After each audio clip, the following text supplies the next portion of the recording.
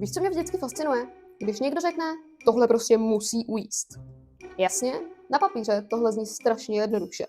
Ale představ si, že ty dlouhý roky jíš malý porce a teď před tebe někdo postaví porci jako pro vlčáka, i když roky jíš porci jako jezevčík na dietě. No a teď ti řekne, no tak šup, sněz to. To je asi jako poslat člověka, který 10 let neběhal rovnou na maraton.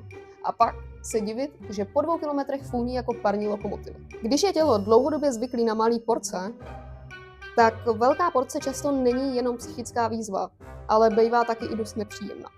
Protože někdy prostě není největší výhra sníst celý talíř, ale přidat 1, 2 nebo i 3 lžíce navíc. Nebo se poprvé po dlouhý době nasnídat. Takže ne, když někdo dlouhý roky nesnídá, dost pravděpodobně nebude začínat 4 vajíčkama. Protože někdy je ten největší úspěch i ta 1 lžíce jogurtu navíc. Protože i ta se počítá.